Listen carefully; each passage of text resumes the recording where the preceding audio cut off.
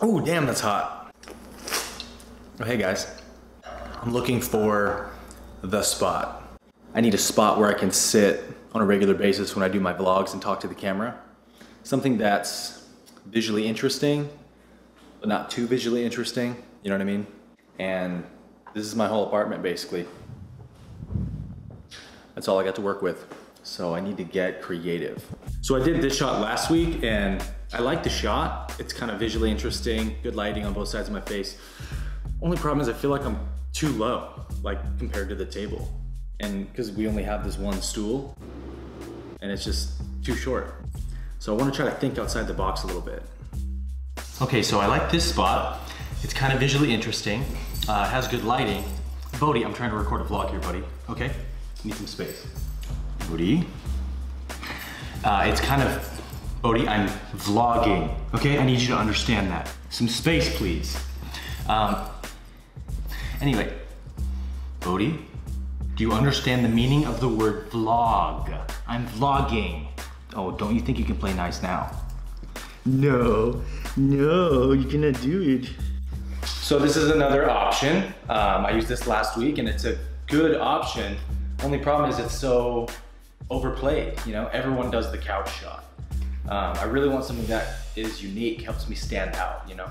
So this shot, I think, is the winning candidate so far. Hits all the points, it's very visually interesting, great lighting. Bodhi can't interrupt my shot. Actually, he's right here, can you guys see him? And it helps me stand out on YouTube, right? Like, I could call it the tub shot, you know? And all of a sudden it starts to catch on and everybody on YouTube is doing the tub shot. I could see that being a thing, you know? So I think I'm just gonna stick with the original shot because I think it really is the best shot in my apartment. And with a couple of, you know, advanced technical adjustments, it actually works really well. Anyway, in today's vlog, we're gonna be talking all about religion. So, if controversial topics make you uncomfortable, then you might want to turn this vlog off. But if controversial topics make you excited, well then, as the great philosopher Terrell Owens once said, get your popcorn ready because it's about to get saucy.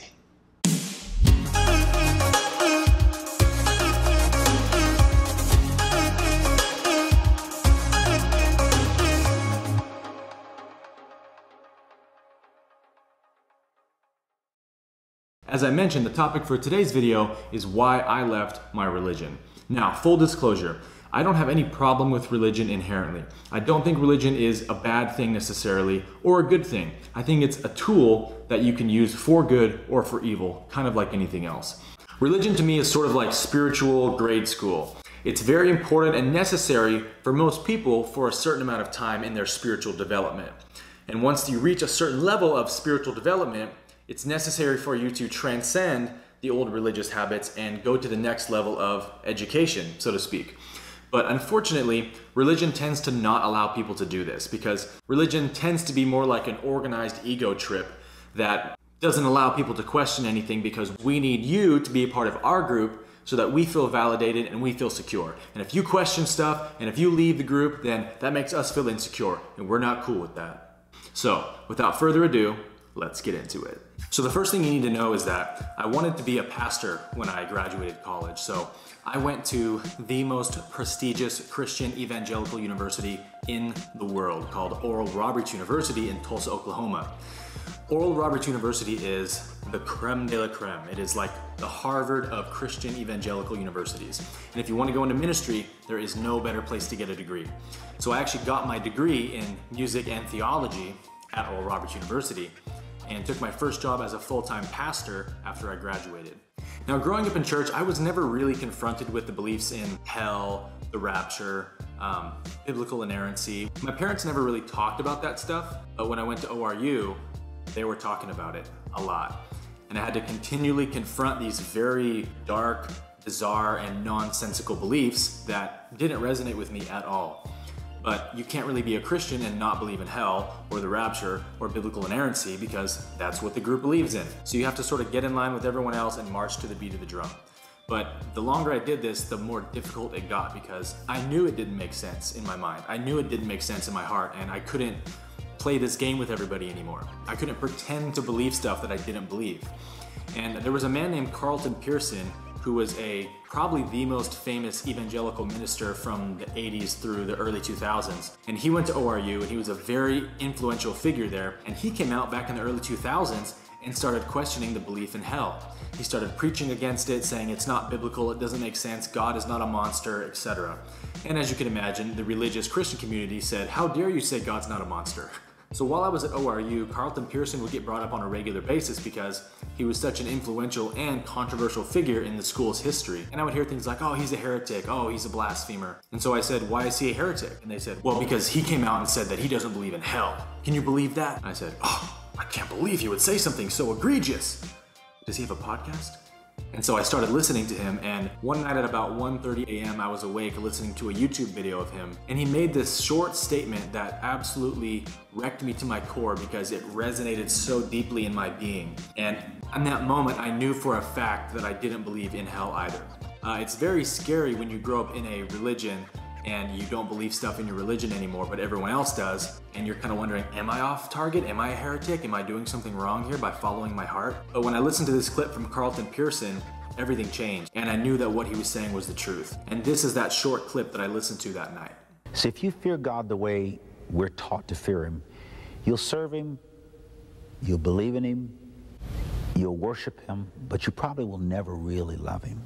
And then came that night. He was having dinner in front of the TV set. His little girl was on his lap.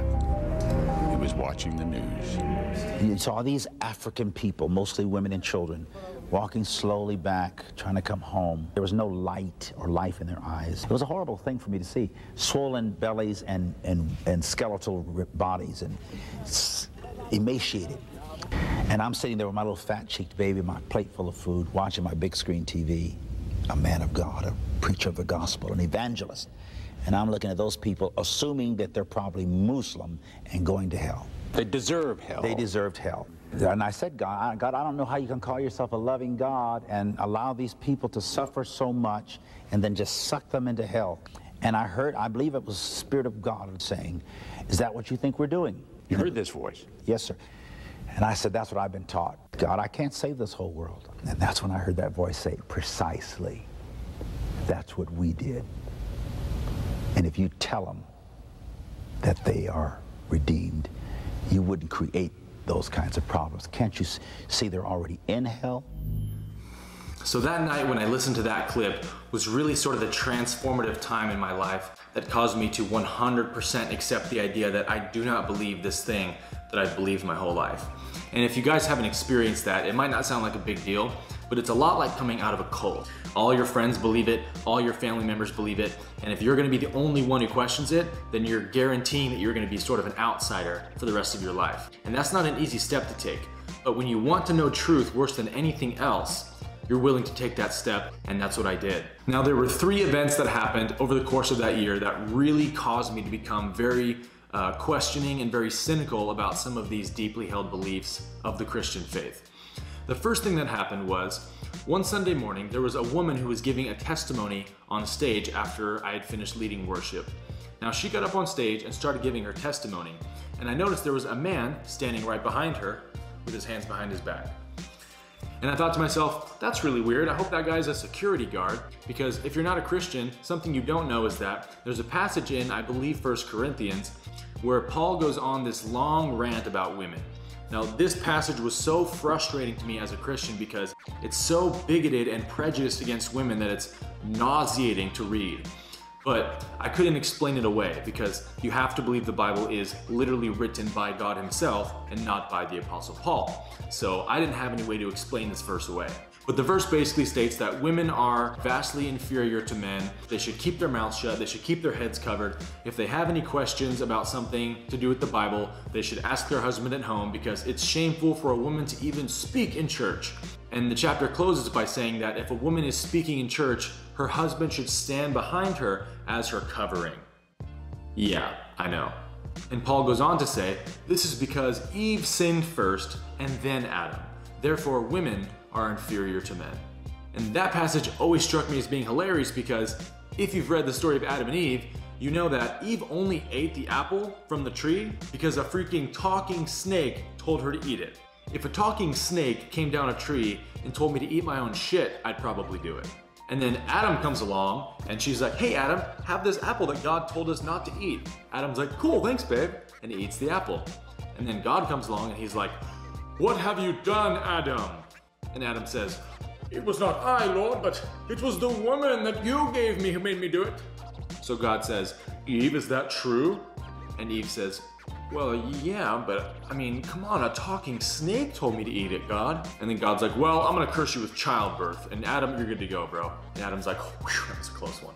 So that story just goes to show you that men have been blaming women for their stupid mistakes since the beginning of time. So anyway, this woman's giving her testimony and this man is standing behind her, looking stoically, looking holy, the entire time. I'd never been in a church service where people had actually practiced these antiquated, archaic beliefs.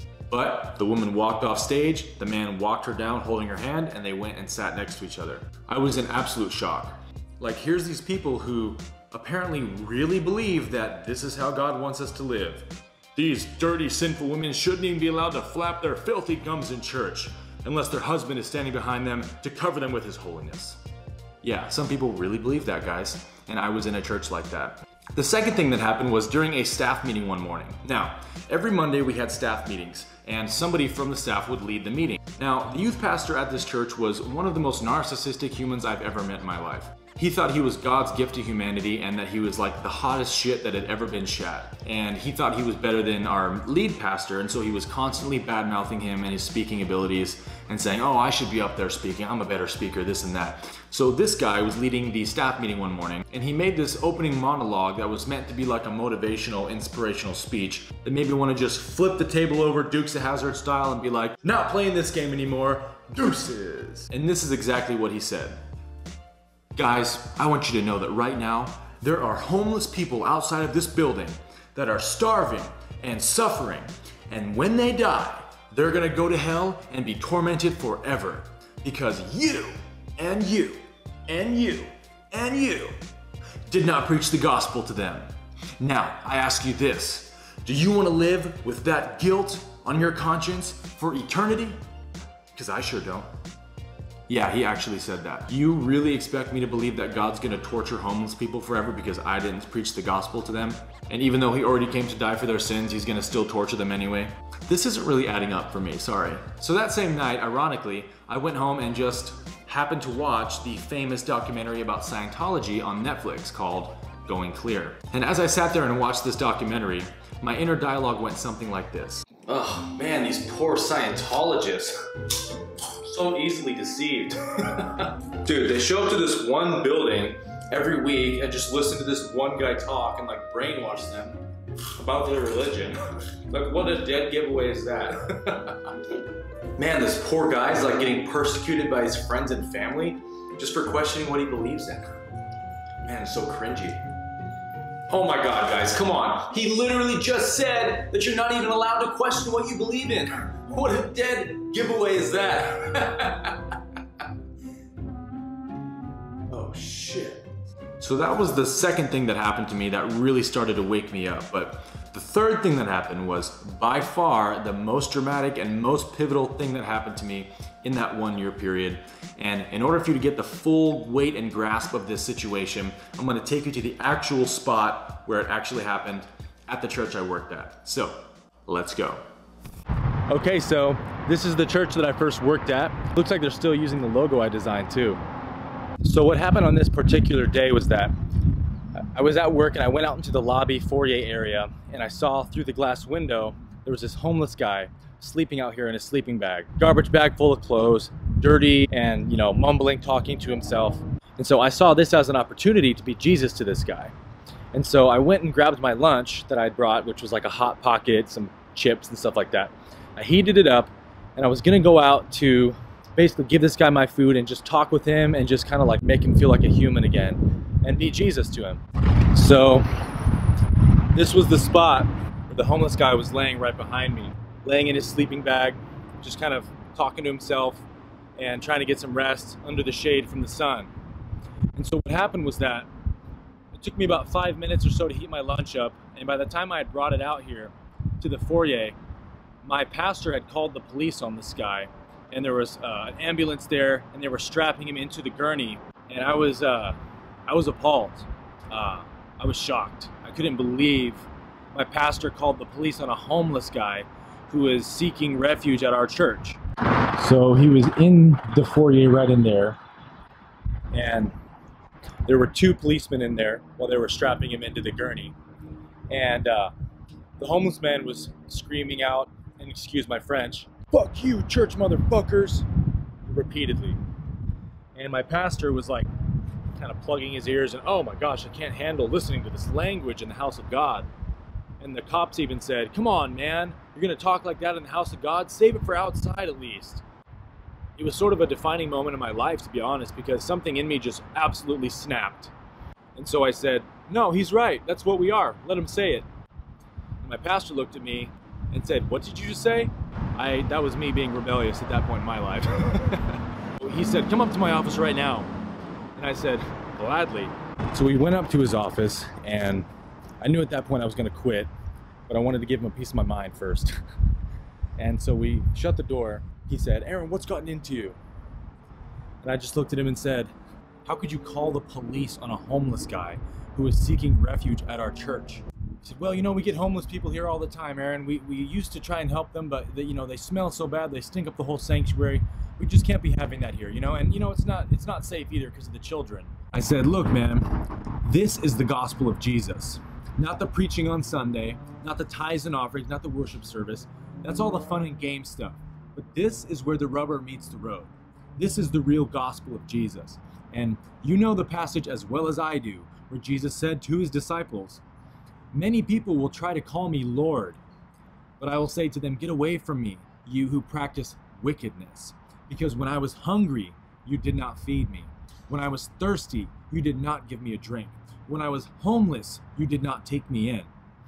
And they'll say, 'What do you mean, Lord? When did we ever see you hungry or thirsty or homeless? We totally would have helped you, bro.' And Jesus said, 'I tell you the truth, when you didn't do it to the least of these, you did not do it to me.' I said, you had Jesus on your front doorstep, man, and you cast him out. How can you consider yourself a follower of Christ when you can't even follow the simplest, most basic teachings of Jesus? I don't want this fake stuff, man. This isn't the real gospel. This isn't the real church. This isn't real Christianity to me." "Wow, well, it sounds to me like you've been angry about this for quite some time, Aaron." And I said, "Yeah, you know what? I have, because I've been witnessing this for like a year now almost. And that was the straw that broke the camel's back for me, man." I said, "I'm done with this, man. I'm sorry, but I'm leaving the church and you got to find a new worship pastor." He said, "Well, have you denied the faith? Have you denied the scriptures?" was his first remark. And I'm not denying the scriptures. I'm just denying your interpretation of them. Why do you think this church is dying? Why do you think nobody cares about what you preach on Sunday? Because it's not the real thing. The Jesus you preach here doesn't exist. The real Jesus was just at our doorstep, and we turned him away. Over the next few years, I slowly had basically every Christian friend that I had, and even some of my family members, start patronizing me and attacking me and calling me names, calling me a heretic, blasphemer. I had people send me direct messages telling me I was a fool, I was a heretic. And I would always think, really, I'm a fool? And you're absolutely certain of that? Because I questioned everything that you believe and you didn't, so I must be a fool? You spiritual hobbyist. This is just some feel-good country club thing for you. I'm in the club, everyone else is out of the club, and that makes me feel special. And if anyone questions my country club beliefs, then I'll get insecure, and I'll attack you, and I'll call you a heretic. But if it's a real thing for you, then are you willing to lose everything? Are you willing to lose your friends and family to follow Jesus? Are you willing to sacrifice anything to know truth? And you'd probably say, of course I am. But I'm not so sure about that. I think you want your certitudes a little bit more. I think you want your comfort a little bit more. Because if you really wanted truth worse than anything, then you'd be questioning the same things I'm questioning, because we all know they don't make sense. My faith was never a recreational hobby for me. It was never some feel-good Sunday morning checklist thing. I burn for this. I've always burned for this. And if you can't handle being too close to the fire, that's not my problem. I'm not going to dim it down for anyone. I'm sorry. Jesus was also persecuted by his religion. He was actually killed by his religion. So if you want to call me a heretic and a blasphemer and a fool, for following Jesus over anything else, then I consider it an honor to be a heretic. I am a follower of Jesus. I'm not going to place anything that Paul says above Jesus. I'm not going to place anything the Bible says above Jesus. I'm not a Biblian. I'm not a Paulian. I'm a Christian, which means that Jesus is my standard. So if it doesn't line up with the God revealed in Jesus, I'm going to reject it. I will not place the Bible above Jesus. Sorry.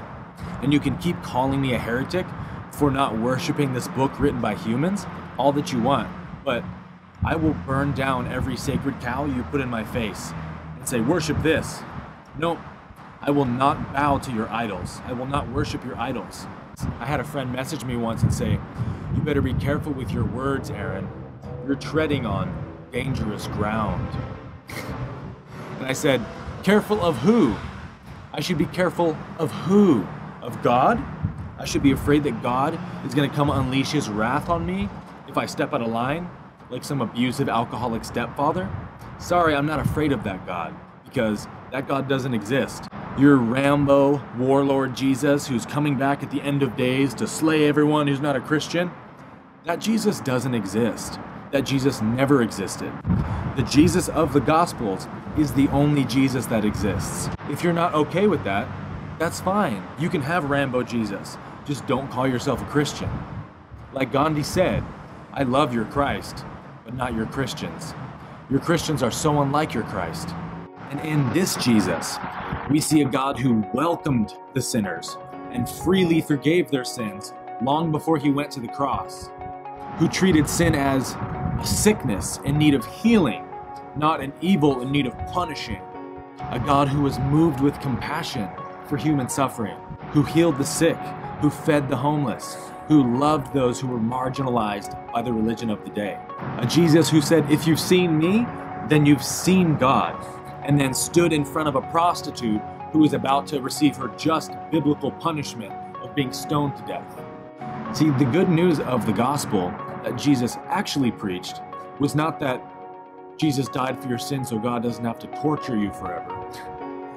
The good news that Jesus preached is that God looks exactly, precisely, and identically like Jesus.